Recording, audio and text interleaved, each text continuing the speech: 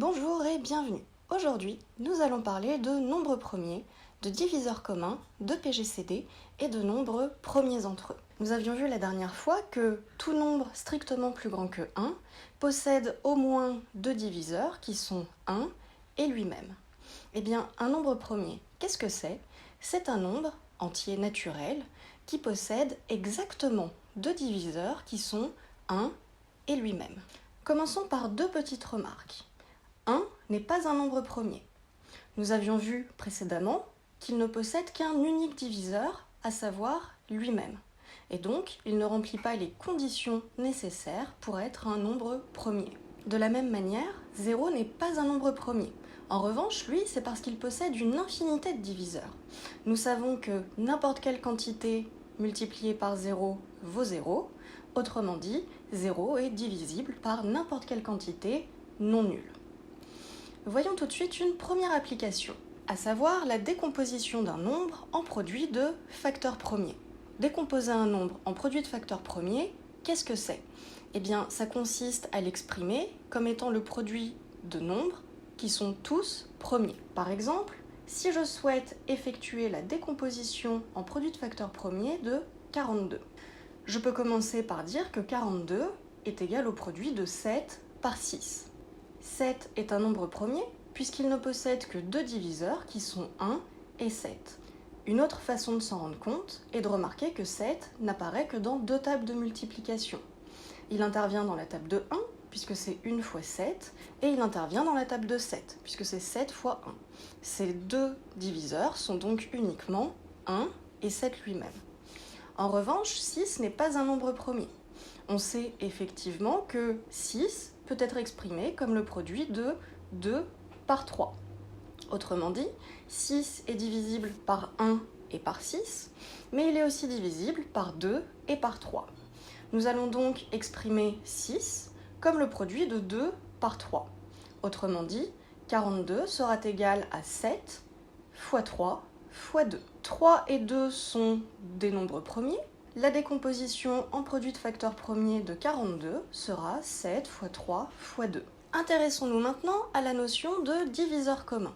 Considérons A, B et D, trois entiers naturels avec des différentes zéros. Si D divise à la fois A et B, alors D sera appelé le diviseur commun de A et de B. Voyons tout de suite un exemple. Cherchons à établir la liste des diviseurs communs de 12 et de 18. Les diviseurs de 12 sont nécessairement 1 et 12. De plus, 12 est égal à 2 fois 6, donc il est divisible par 2, et il est divisible par 6. Enfin, 12 est égal à 3 fois 4, donc il est divisible par 3, et il est divisible par 4. Voyons maintenant les diviseurs de 18. 18 est lui aussi nécessairement divisible par 1 et par lui-même. De plus, 18 est égal à 2 fois 9, donc 2 et 9 sont deux de ses diviseurs. De la même manière, 18 est égal à 3 fois 6, il est donc divisible par 3 et par 6.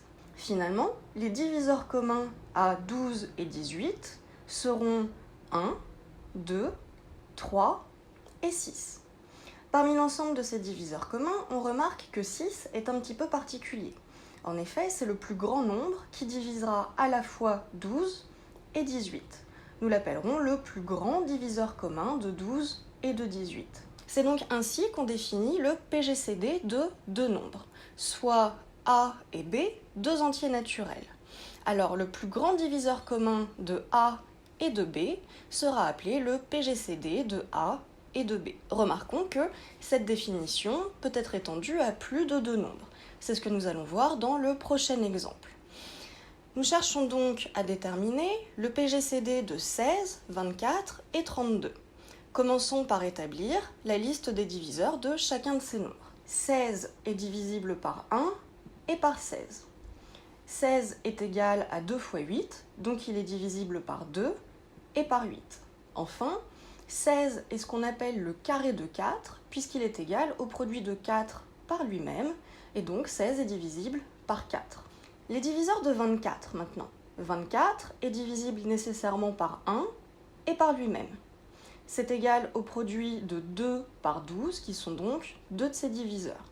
Par ailleurs, 24 est égal à 3 fois 8, et c'est aussi égal à 4 fois 6. Finalement, les diviseurs de 24 sont 1, 2, 3, 4, 6, 8, 12 et 24. Enfin, les diviseurs de 32. 32 est divisible par 1 et par lui-même. Il est égal au produit de 2 par 16, qui sont donc 2 de ses diviseurs. De plus, 32 est égal à 4 fois 8, et puisque 32 n'est divisible ni par 5, 6 et 7, nous avons trouvé la liste de ses diviseurs. Finalement, quels sont les diviseurs communs à ces trois nombres ?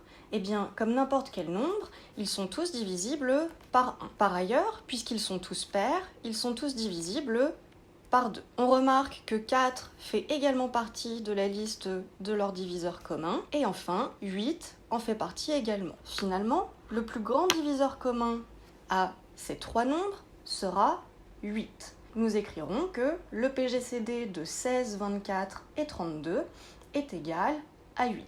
Voyons à présent quelques propositions concernant le PGCD de deux nombres. Le PGCD de A et de B est le plus grand entier, naturel, non nul, qui divise à la fois A et B. C'est donc nécessairement le plus grand entier qui divisera à la fois B et A.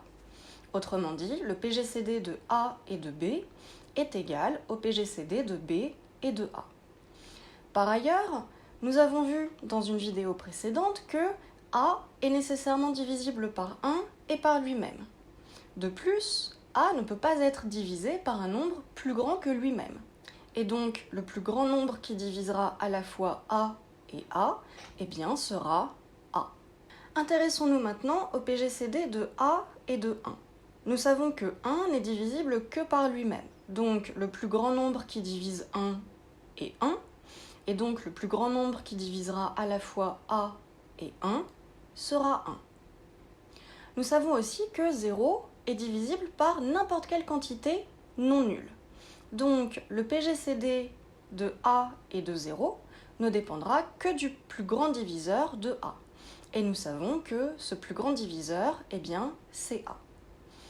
Maintenant, supposons que B divise A. Alors, puisque B est le plus grand diviseur de B, et puisque B divise A, le plus grand nombre qui divisera à la fois A et B sera B. Autrement dit, si B est un diviseur de A, alors le PGCD de A et de B est égal à B. Maintenant que nous savons ce que sont des nombres premiers, des diviseurs communs, ainsi que le PGCD de deux nombres, intéressons-nous à la notion de nombres premiers entre eux. Des nombres premiers entre eux, qu'est-ce que c'est ? Eh bien, ce sont des nombres dont le plus grand diviseur commun est égal à 1.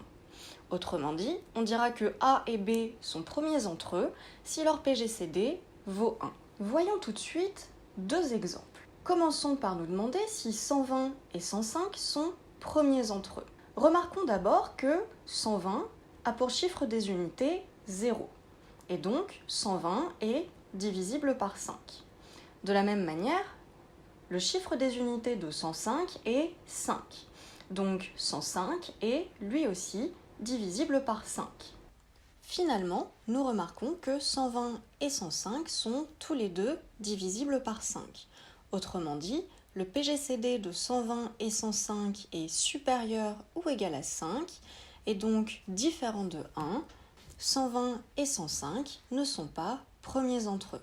Voyons tout de suite un second exemple. Est-ce que 231 et 10 sont premiers entre eux ? Nous allons commencer par établir la liste des diviseurs de 10.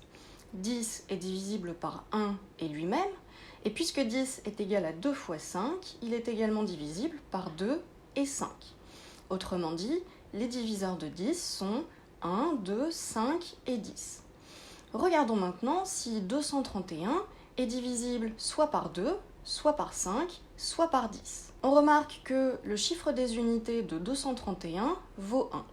Or, puisque 1 est différent de 0, 2, 4, 6 ou 8, eh bien 231 n'est pas un nombre pair, et donc 231 n'est pas divisible par 2. De la même manière, 1 étant différent de 0 ou de 5, 231 n'est divisible ni par 5, ni par 10. Finalement, nous remarquons que le seul diviseur commun à 10 et 231 est égal à 1.